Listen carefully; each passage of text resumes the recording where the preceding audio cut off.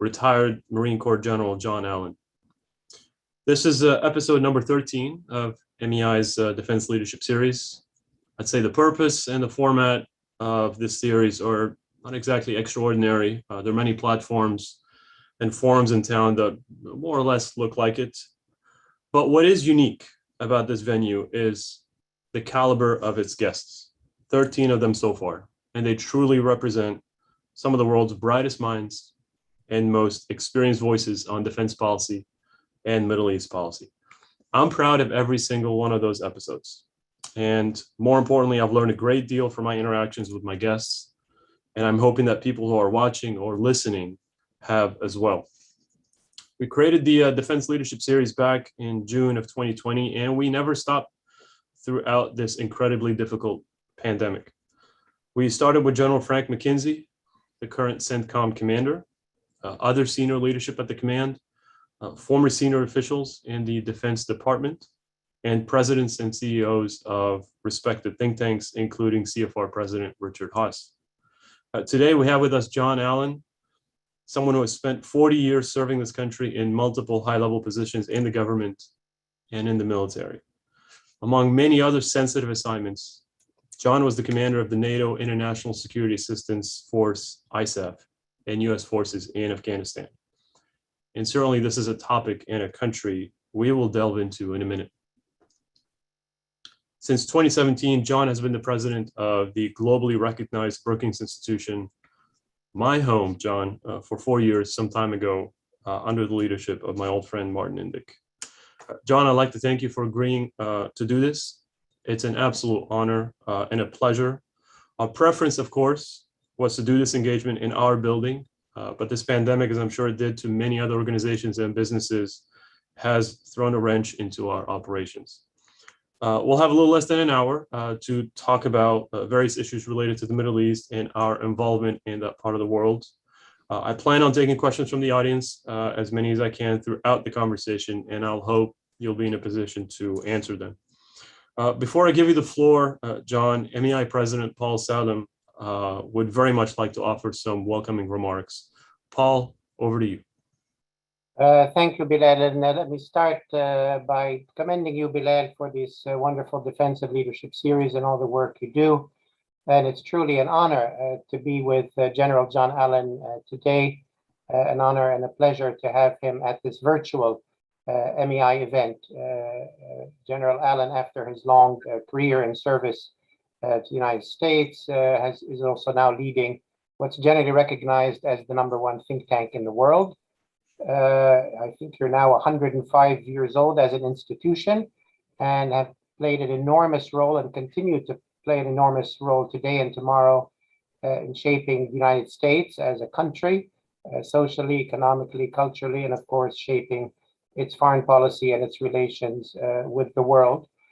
We consider General Allen a close friend. He was a member of MEI's Board of Governors for a couple of years before he was called to head the Brookings Institution, and we're just pleased that we continue to be neighbors and we continue to be collaborating on a number of issues. MEI this year celebrates its 75th anniversary, so a few years behind its big brother on MASAV.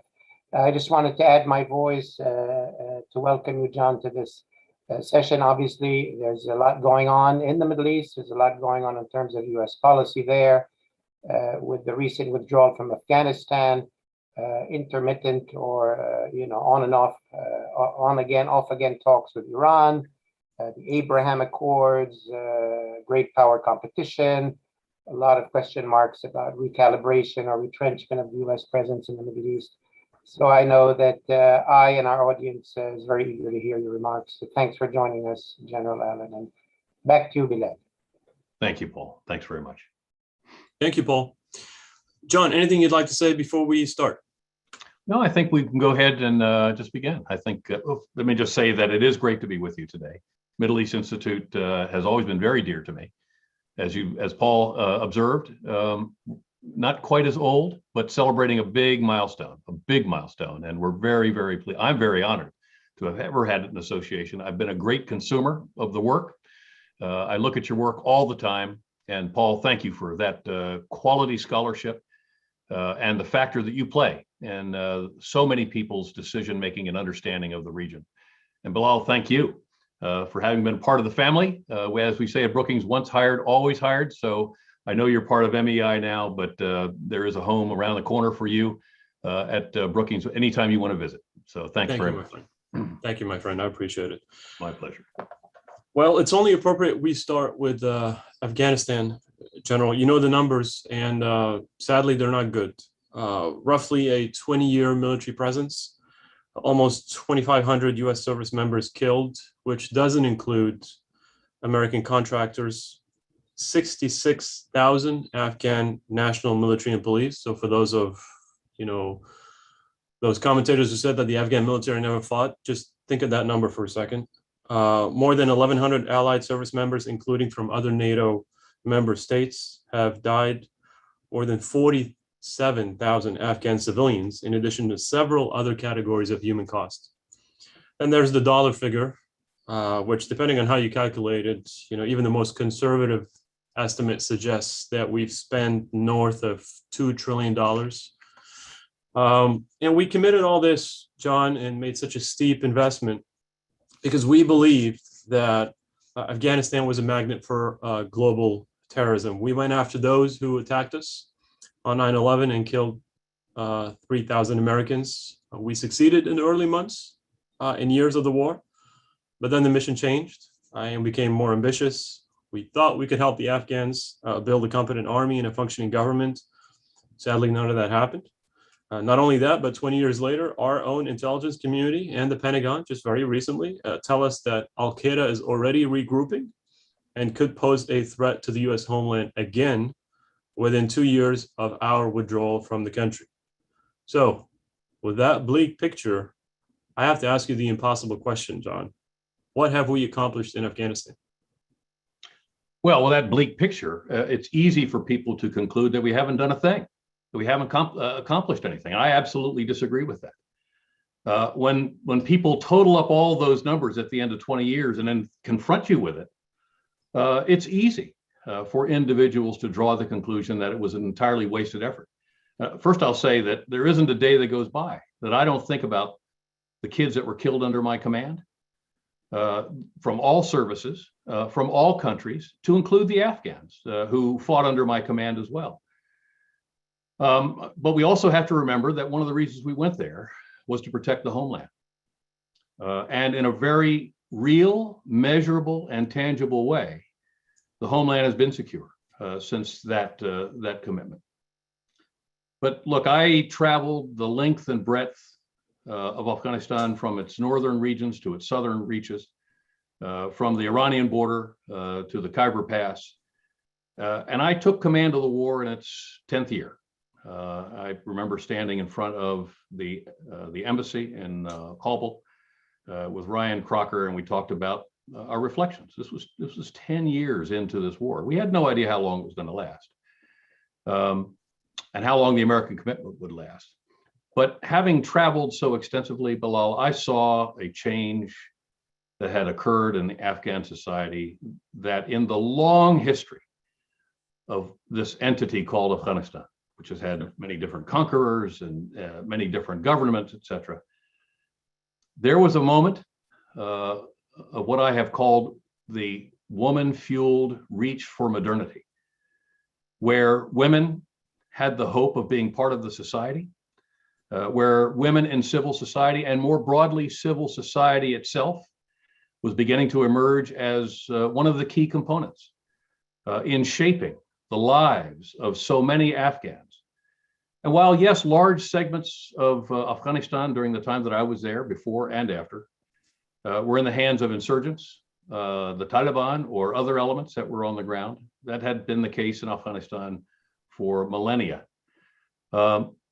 But during the time we were there, and there are some objective measures, one objective measure of progress in the country, any country, is a change in life expectancy. Yeah. And I think it's worth remembering that the life expectancy of Afghans expanded dramatically while we were there. This is at a moment when life expectancy in the United States for segments of our population is actually shrinking. Right. The life expectancy of most of the Afghan population was expanding dramatically. Mhm. The numbers of children who died in childbirth, the numbers of women who died in childbirth, that number dropped dramatically. The access to the Afghan population to medical care increased dramatically. Women were in school almost to 50%, when on the 10th of September 2001, there were virtually no women and girls being educated in the country. And Afghan minorities, the Hazara, the Kuchis, the Uzbeks, the Tajiks, the Turkmen, they had a role in society that they could never have achieved under the Taliban or in the previous era, during the Soviet era. So when you total up all of those statistics, which you rightly did to set the context for the picture and for the investment, it's easy to say, it's easy for people to conclude, and I think falsely, that all that we did was for naught when you total up those numbers. And the truth was, as I watched those young girls going off to school in the mornings with their backpacks on and sitting in co-ed classes and really learning about modernity and really having access to it, when I talked to the women activists, when I saw the women out of the Jirga in the representative parliament in Kabul, when I met with the governors and I met with leaders across the country, Afghanistan was poised to move from being a conflict-ridden society to a developing society. And the conversations that I had with Hamid Karzai were very clear, very to the point, and that is, and this goes to the issue of women. Yep. You know, there are people who observe what's happened in Afghanistan and just dismiss the fact that what's about to happen to women is just part of doing business in the region. Yeah. And I absolutely reject that. I absolutely reject it. I reject the fact that somehow what's about to happen to women because of the taking over of the government by the Taliban is something we should simply tolerate as the price of doing business in Central and South Asia. Yeah. The truth was, of course, as I said to Hamid Karzai, your country will never become part of the developing world and ultimately become part of a truly contributing part of the community of nations if women are not moved into the mainstream of Afghanistan. And that's my biggest fear now. After 20 years, after these sacrifices, all that was accomplished in that regard, and that is not insignificant, to include the protection of the homeland, to include prevention of another major attack on our homeland. And yes, we've had some terrorism. Yeah. Much of that was inspired by lone wolf reactions to the ideology of the caliphate, the Islamic so-called Islamic State. Right. But we prevented an additional attack by virtue of our capacity to understand the global network and operate against it, some part of which was in Afghanistan. But the changes in that society were really dramatic. Okay. And they were far from being complete, but the changes were dramatic. Yeah. And I had the opportunity, and I've had the opportunity to talk to Gold Star families who at this very moment, and for the audience, I think they know that Gold Star families are American families who have lost a loved one in this particular conflict or in any conflict. Yeah. And they're searching for meaning right now. And not long ago, I had the opportunity just last week to speak with a woman whose husband was killed under my command and whose body arrived home, whose remains returned to Dover on the 11th of September in 2011, exactly 10 years into the conflict. And she related to me a story that a conversation she just had with an Afghan woman who she had helped to get out several months ago of Afghanistan, who talked about before the Americans came. That was the term she used, before the Americans came. Of course, it's bigger conflict than just Americans. Yeah. It was 50 countries when I had command. Sure. She talked about the abject poverty that they went through, but how many things, and the utter absence of opportunity for her as a girl. But then she talked about how over the years that followed, the state of the condition of her family and the level of prosperity they were able to achieve and the options that she had as a woman changed dramatically because of the Americans. So people total it all up and say, here you are, Alan, it's a big failure. And the answer is no. What we accomplished there was remarkable in many ways. And yes, we had lots of problems. Yeah. But I think the Taliban are riding a tiger right now. Right. Because I think that the people who've been exposed to the reality of modernity and human rights and the rule of law and freedom of the press, and in particular, women's rights, I think that force is going to continue for a long time, even though we chose to depart. And I'll stop there. We'll come back to a lot of the points you raised, John. We have to acknowledge that there is a lot of support, both Democrat and Republican, for the president's decision to withdraw from Afghanistan. But there was an equal amount of criticism for how we withdrew, the manner with which we withdrew. Some say none of this tragic and bloody chaos was inevitable. Others say that all evacuations throughout history are messy, and a lot of it was actually expected. So I'd love to hear from you. Where do you fall on this, and what could we have done better? Well, Bilal, it's always hard to answer a hypothetical like this, and I'm very careful that I go back in time and try to second guess commanders who were operating off the very best information they had at the time. But I would say, a couple things. Not all evacuations are messy. I watched the evacuation of the U.S. forces out of Iraq. Now, the question about whether we did that properly or not, we left too early, we didn't leave enough of a residual force, and ultimately had to go back in because of the so-called Islamic State. That's a different type of debate. But I watched that process unfold, and Iraq didn't collapse as the American forces were departing. And frankly, we departed very quickly at the very end. This effort really began to unravel for a number of decisions that were made that occurred across all the administrations that owned this conflict. And I don't want to get into the blame game, but look, where this really began to unravel was when the United States decided to cut a separate deal with the Taliban to exclude the Afghan government from the process, to set a date certain on the calendar for when we would depart, which basically told the Taliban that the entity called the United States, which had for so many years structured the Afghan military for a long-term American presence, long-term, not to last weekend or last month, but a long-term American presence.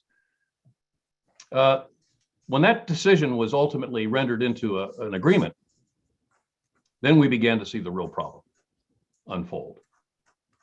And I think that some of your listeners know this, many perhaps don't. But it wasn't just about pulling out a couple thousand Americans.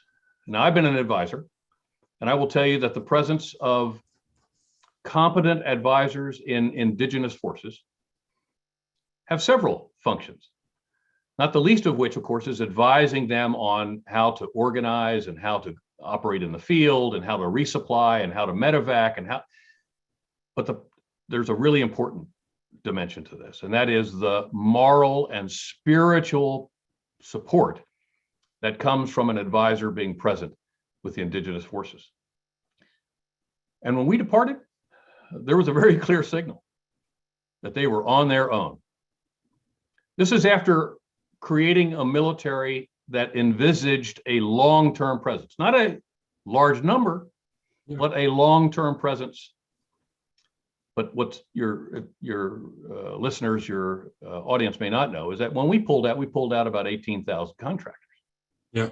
And that's really important to understand, because understanding once again, and we hear administration officials saying, well, we gave them all this technological capability, and at the last minute they stopped fighting. Well, first of all, they fought. Yeah. Afghans fight, and Afghans fought, and they died by the tens of thousands, right, in a cause that they believe we would support them in. Number one. Yeah. Number two, the nature of the equipage, the nature of the technological basis for which that military was being organized, trained, and equipped relied for a long period of time, and would have relied for a long period of time, on the presence of American contractors. Yeah. So when your truck breaks and there's no contractor to fix it, that truck is down. When your airplane breaks, your helicopter breaks, when the radio breaks, etc., and there's no contractor to fix it, that equipment is down. So the advisors leave, the moral support, the moral guarantee that we had given them, and then we undercut their technological capabilities. So I think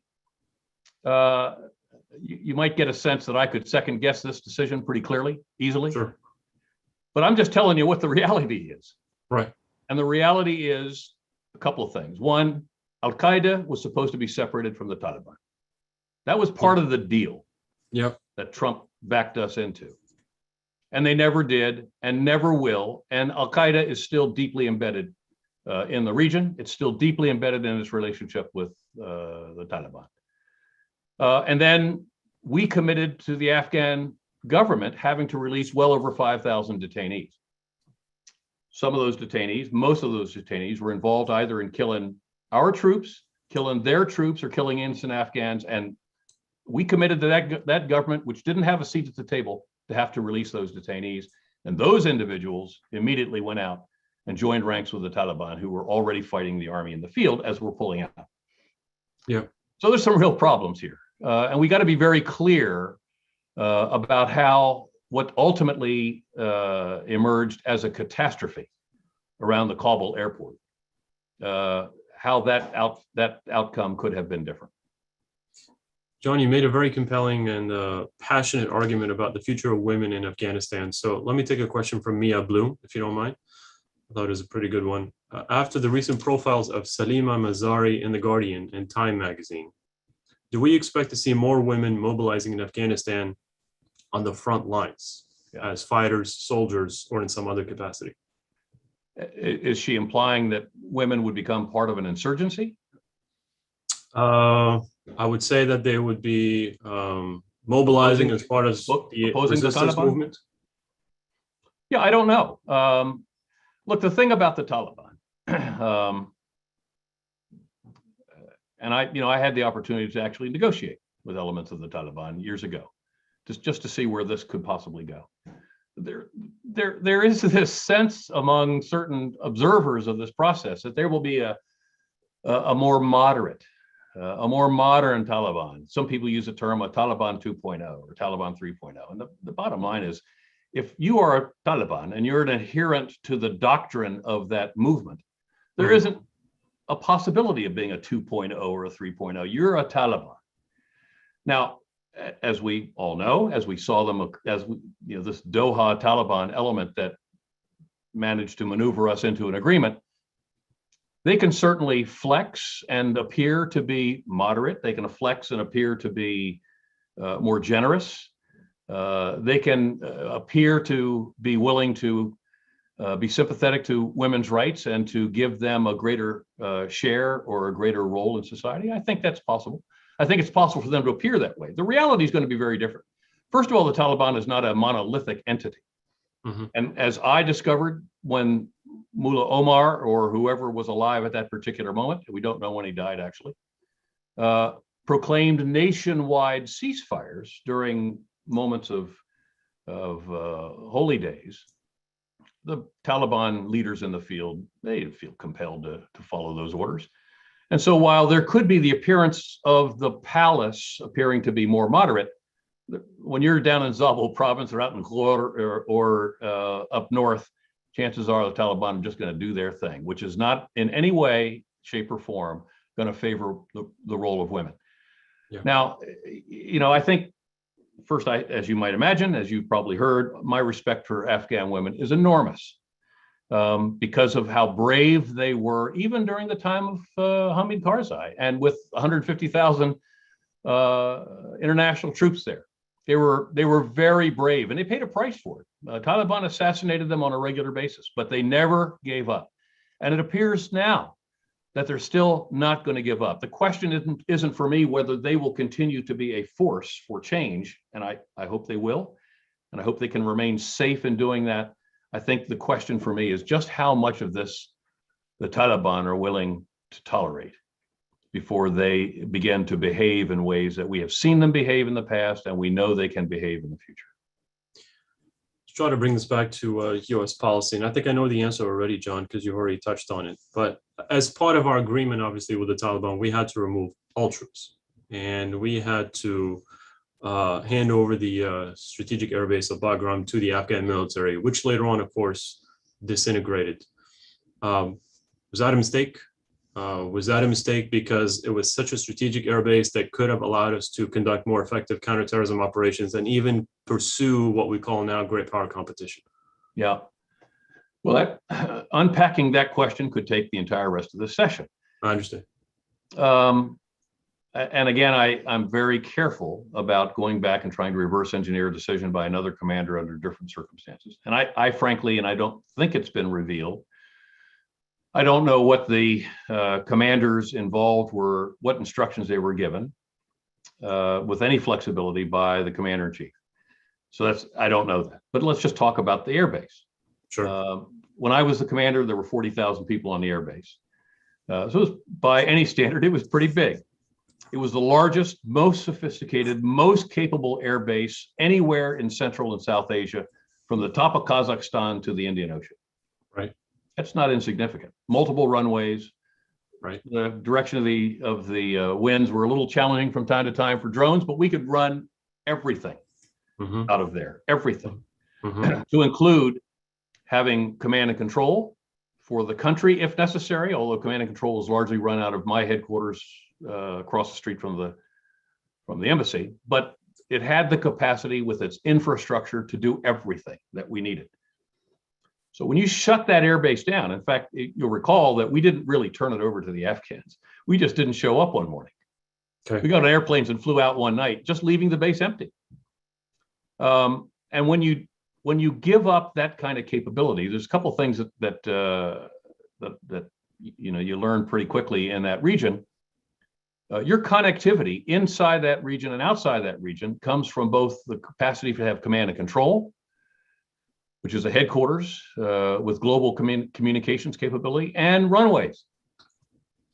And when you have a capacity that's that large, that sophisticated, there could be a logic in the decision-making that our presence in Afghanistan should have shrunk down to that base, from which then, if we had to, we could leave. Yeah. But had we been occupying Bagram when this crisis really occurred, with both a headquarters capability, we shut that down, and the airfields and other infrastructure, we'd have had other options. So, again, I don't want to be very careful saying it was a bad decision to shut down Bagram, but I'll just tell you, Bagram, opened right to the end, would have given us command and control, capacity with the infrastructure there to process thousands and thousands of people, and multiple runways that could have been used both for commercial and military aviation to get people out. Now, in truth, of course, Bagram isn't right next to Kabul. It's about 35, 37 miles outside.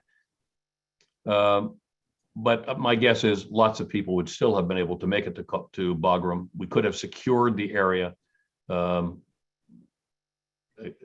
we could have. We put 5,000 troops back in to secure, in a very difficult manner, to secure Kabul. And we could have put those troops right back into Bagram in a secure environment, and had the capacity to use that runway, those multiple runways, and all of those facilities. But look, the decisions were made. Commanders executed their orders. We shut the base down. We shut our headquarters down, and we saw what happened when we did that. That's the only reason why I bring it up, John, is because I recognize the value of the base. We have a couple of questions about the relationship between the Taliban and Pakistan. One from a former U.S. ambassador, Herman Cohen. I'll get to that in a minute, John, but I want to ask you first, before we move to that topic. The president and his team keep talking about our ability to conduct over-the-horizon counterterrorism operations, which means, in other words, we do this virtually, we do this remotely from outside the country, for those who are less familiar with the term. And there have been some questions about that capability. I'd like to ask you, how confident are you that we could pursue that goal from outside the country? Well, there's over-the-horizon capabilities broadly, and then there's over-the-horizon capabilities in Afghanistan. Broadly, we conduct over-the-horizon all the time, right, all around the world, and we can argue about the effects of drone strikes, and there's all kinds of dimensions to that. and we can talk about that. But let's talk about the reality of what's necessary Sure. for over-the-horizon capabilities. Now, here's my guess. There is no intention by this administration to attack any target in Afghanistan from orbit. So over the horizon carries with it some very difficult challenges. And again, the implication by that term is that it is a CT strategy, a counterterrorism strategy. Right. And inherent in a counterterrorism strategy is that targets typically are what we call fleeting. They don't stand still, and they're not in one place for very long. Right. Now, from orbit, where we can in fact image the ground, we have the capacity to see, if you will, fixed sites. Sure. So training bases or terrorist headquarters. We can probably see those, and we can then to begin the process of target development. Right. Because we can acquire the target, we can see the target. Apart from that, though, one of the greatest capacities for over-the-horizon targeting implies that you have eyes on the target. Sure. You've got some form of boots on the ground or intelligence development capability that's on the ground. Yeah. We have none. We've basically given it up. Now, some insurgency elements are beginning to emerge, some fighting elements that will counter the Taliban. Sure. And in a world that I don't even want to go there in terms of classification, whether we are in fact now plugged into them or intend to plug into them, but I did watch our special operators plug into the Kurds in northern Syria. Sure. In a very constructive, tangible, credible way. Those Kurds were pretty quickly, using some of our technologies, able to do very precise targeting against the Islamic State. I don't know that we're doing that. So for now, let's just say that. Just to be clear to the audience, to establish that kind of covert presence, the President of the United States has the authority to do that without having to go to Congress. Is that correct? The President of the United States, based on his Article 2 determination in the Constitution of his inherent responsibility to defend the American people, and also probably, at least as I watched President Obama do it, he was deeply concerned about making sure that was legal, and he was also deeply concerned about being in compliance with international law. So that those stipulations do require that. It doesn't have to go to Congress, because if the target is determined to be such that the American people are protected by his decision to attack that target, then he theoretically go forward. Okay. Forgive the interruption. Go ahead. No, it's important. So bottom line is we have very limited capacity to both identify and develop targets. So that's just the first part of it. That's the part that gets us ultimately to the point where we do target engagement.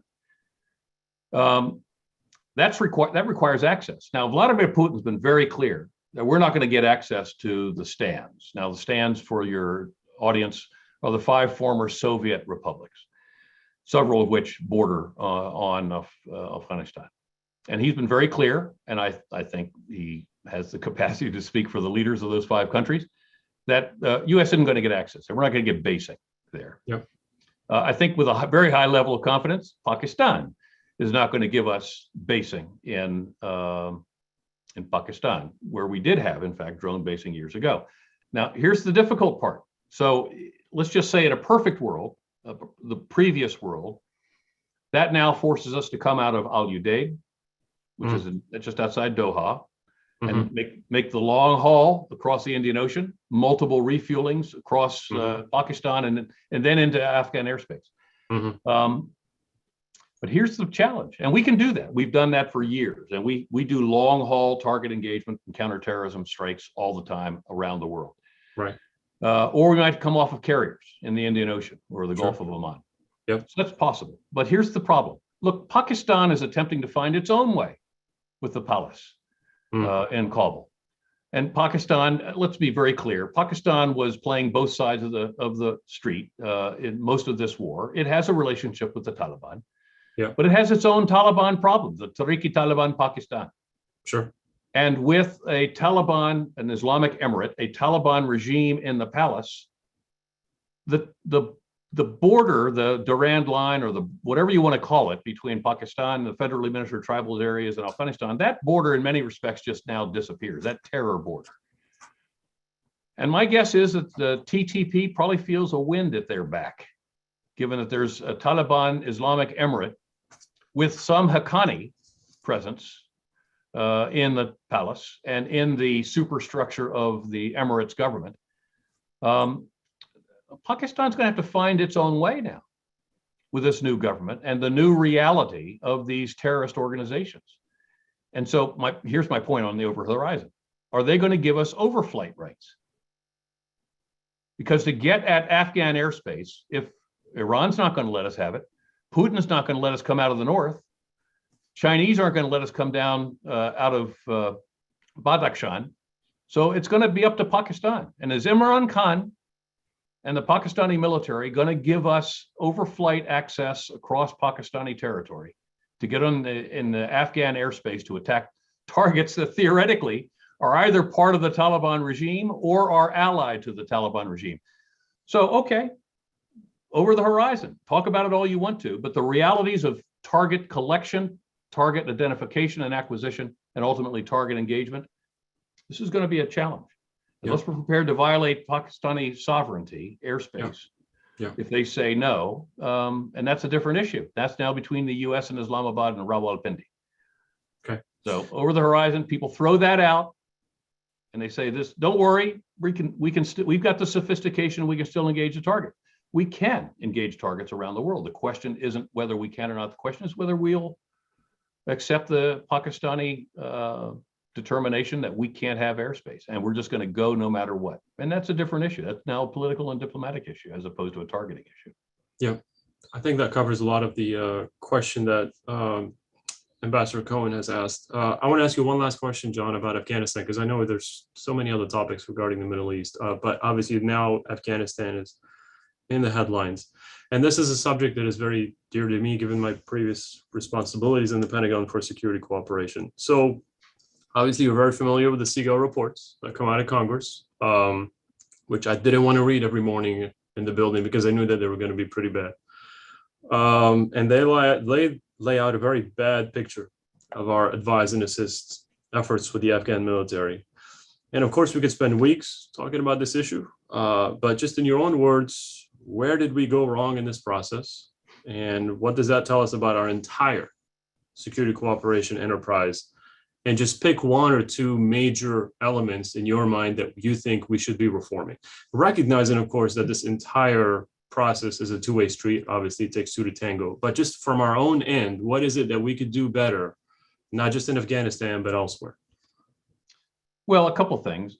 I think it's worth remembering that the John Sopka's work in SIGAR, I think, was actually quite helpful. But it was bigger than just security cooperation. It was much bigger than that, really. It was about the entire effort inside Afghanistan and how we, as the United States, spent our money on reconstruction. So I think that's an important thing. It's not just security cooperation.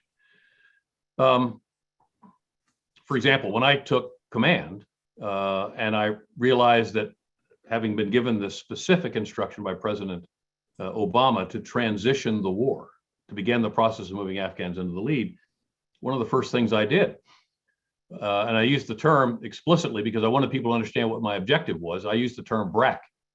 We got to start to BRAC this country, both in terms of shutting down the over 800 American bases, but also what were we building at the time? Right. And if we are actually leaving and we've got building plans and we've got military MILCON, military construction plans out years in the future to the tune of billions, we're not going to need to do that anymore. So I ran 2 rounds of BRAC and scaled back the building by billions. And we needed to do that. So this was a bigger issue, frankly, than just security cooperation. The reality of our relationships around the world, I think, first and foremost, ought to take the form as we think about the future. And one of the great things that John Sopka has done in both the SIGAR reports, but also the after action reports, the lessons learned, which he in fact did as a result of a conversation he and I had on what's very valuable. What have we learned from this? is that as we go forward in the future, having a relationship with the indigenous security forces, wherever they may be, that does not rely ultimately for their success on a large foreign footprint. Sure. Now, there may be a requirement for some early footprint in order to gain control of the deteriorating situation, which is how we did it with the Islamic State in Iraq. Right. We went through a very deliberate decision-making process when there was a lot of public calls for America to put in a couple more brigades. We've done this before. We'll take these guys down, and then we'll get back out. The truth, of course, is when you put in large amounts of foreign forces, with all the infrastructure that it requires, et cetera, it distorts the environment in ways that when that force departs, it makes it very difficult for the indigenous forces to close in behind. And so I think the thing that we learned, not to simplify it, of course, once again, when you're presented with the summary of the SIGAR reports, which seems to point to a failure, then you have to deal with that summary. And the summary isn't exactly correct. The thing that we learned from Afghanistan was that to have a credible force, first of all, you've got to deal with the insurgency, and we did. We created a capability of doing that. A large field army, if you will, of NATO and US troops. Yeah. But you also have to have a comprehensive capacity to build the indigenous force. Yeah. And one of my objectives, one of my requirements as the commander was to push them into the lead for combat operations as early as possible. We actually put them in, I think, probably a year too early. But nonetheless, we put them in. Sure. We reconfigured the NATO field army, if you will, into an advisory force, and we began to really pull down the presence, physical presence, troop presence, the relationship, et cetera. And that, I think, is the lesson that we learned from there that we applied against the Islamic State. Sure. Yeah. We put a lot of American firepower and a lot of allied firepower in very early. Firepower, not boots on the ground, firepower, with a small presence that had the capacity of controlling that firepower, with the idea of, and here's the point, the indigenous force has to be what we call the defeat mechanism. So what we call by, with, and through, right? Well, that's right. By, with, and through. By them, with them, and through them. But it should not inherently drive us to being biased, to put large amounts of foreign forces and foreign presence into these very delicate cultural ecosystems. Sure. Because it distorts them in some very dramatic ways. And so that when that force, that presence, that influence now departs, yeah, that distortion follows for some period of time. And I think that's one of the great lessons that we've learned. Let's do the by, with, and through. Let's do the advisory process, providing whatever is necessary in terms of early intervention to gain control of the situation. And I think that's really important. Let me make one other quick point on this. Go ahead. When I returned from the war, as is often the case, the commander reports to the Oval Office and tells the president how it went. And this gets to a bigger issue, I think, that John Sapka and his reports pointed to a lot. And I said, look, I think we can handle the challenge of Pakistan. Pakistan as a country, in the relationship with Pakistan and Afghanistan and US and Pakistan, but also Pakistan as a safe haven. That's a problem. It's a real problem, but I think we can handle it. We're posturing the Afghan forces to pick up the Taliban elements and the other terrorists as they come across the border, and we can trick them probably to preserve the sanctity of Kabul. So we can handle that. We can also probably handle the Taliban over the long term. Now, circumstances changed, and we made decisions that made that problematic. But I said to the president, my biggest concern is corruption. And I have taught a number of classes, in the period of time that I've returned from my experience in Afghanistan and in other places, where as I talk to potential future commanders, one of the things I tell them is the challenge that we face in these kinds of environments isn't necessarily the obvious choice, the obvious challenge of the insurgency itself. Right. And the reality, of course, is often the insurgency itself has behind it several operating systems.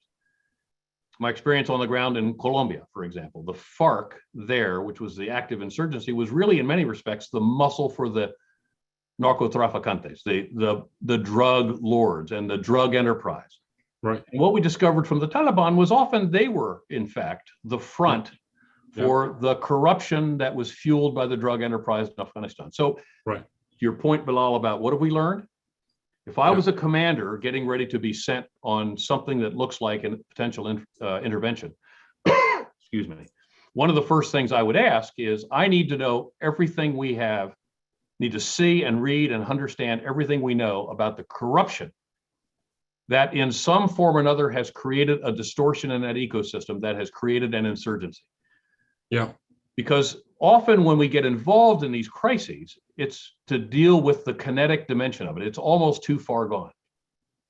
What the reality is that we need to understand is we need to back up in many of these countries where we have relationships in fragile or deteriorating situations to understand what are the underlying causal factors that radicalize so much of the population, ostracizes them from the central government, gives them no hope for the future, gives them no access into the mainstream of society. Women have no prayer of ever being part of the mainstream. All of those things radicalize huge elements within the society from which then extremists emerge, from which then violent extremists emerge. And when we start the process by dealing with violent extremists, then many of the causal factors, the upstream reasons for why we're going in to begin with, never were addressed. And so we should be concentrating on those countries that are important to us, and they're all important to us, but those that are critically important to us, and trying to understand what are the base causal factors for radicalization. In almost every case, while there is some dimension of an extremist version of Islam in it, that's not often the issue. The issue is an inherent systemic corruption that emanates from the palace. And by the time it gets to the pavement, large segments of the people from the palace to the pavement are ostracized and never become part of the mainstream. And from that, you see elements emerge that are violent extremists. So if we learn anything from all of this, it is, let's understand what radicalizes people so we can keep them from becoming the problem. And then if we're going to respond to the problem and it's too late, don't go in with a big foreign footprint. Go in with enough to stabilize a situation, but make ultimately the indigenous force part of or the principal authors of the solution. And by the way, deal with the corruption. Do not accept that corruption in the palace. If the price of business is putting American lives on the line and American treasure, you got to deal with the corruption. Yeah, I think in many ways this answers the questions of Michael Inglis, who's learned about asking about lessons learned. So thank you, Michael, for that. John, I want to make sure I take a question from one of the most important people that MEI has seen for a very long time. That's David Mack, who's played an instrumental role in the growth of this organization, who's also a friend of mine. But I'm going to get to it in a minute because it deals with the Israeli-Palestinian conflict. I did NPR not too long ago, John, and they asked me the impossible question, which is, are we safer today? And I'm not sure I had a good answer, to be honest with you. So I'm going to throw that one at you. And I just very briefly ask you, now that we're out 20 years later, are we safer today than we were pre 9/11? No, I don't think so. I don't see the next iteration of the twin towers occurring anytime in the near future. But our director of national intelligence recently I think she was asked that question, and she rightly said that there are other more immediate terror threats that we got to be concentrated on. What's coming out of Yemen, what's on the Arabian Peninsula, the residual of the Islamic State, which frankly during this period of time metastasized into a global network of franchises. Al-Qaeda is still very much a going concern, and we've heard that it could be reconstituted in a pretty significant capability within a couple of years. And I also worry. Now we have seen that there was a global celebration in social media by the extremist elements to what the Chinese would ultimately call the humiliation of the United States in Afghanistan.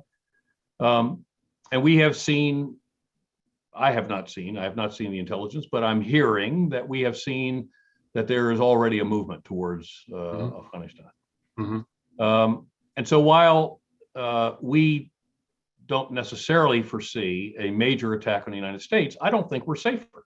I think that's a question that's easy to answer. Al-Qaeda never departed its relationship with the Taliban, and Al-Qaeda is inherently lined up against the United States, all we stand for and that of our allies.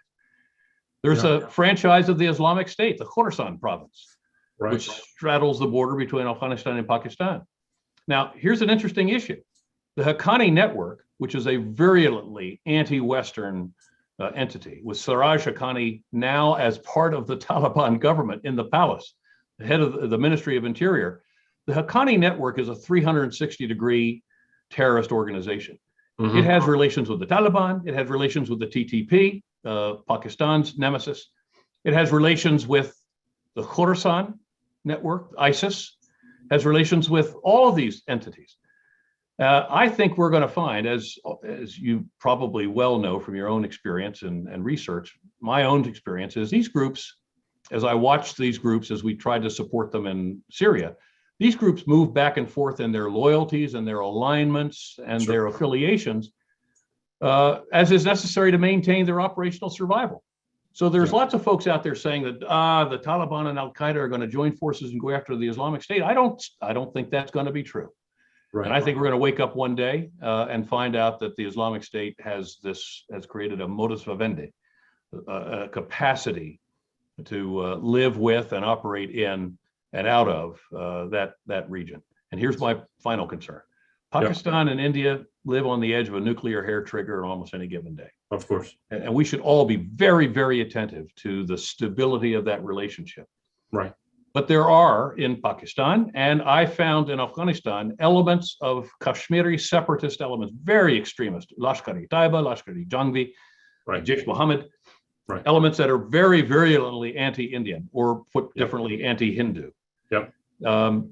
And we only have to take a moment to remember what happened in November of 2008 in the Mumbai attacks, and how critically close India and Pakistan came. Absolutely. Being in an environment that no one could have stood on this planet.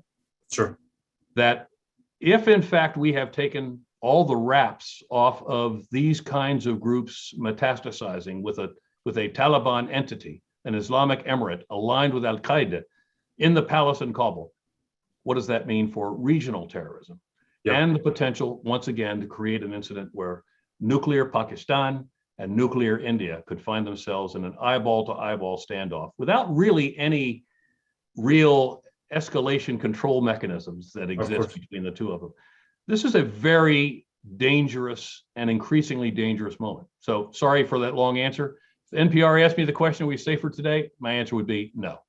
And I'm pretty sure my good friend and your colleague Bruce Riedel would agree with every word you said about this very tense relationship between Pakistan and India that, could always be made more complicated by terrorism that could be uncontrollable. Let me just say, Bruce Riedel's book called Deadly Embrace. That's right. It's a great book. I recommend it to anyone who's watching today. Deadly Embrace by Bruce Riedel. It's a fantastic book.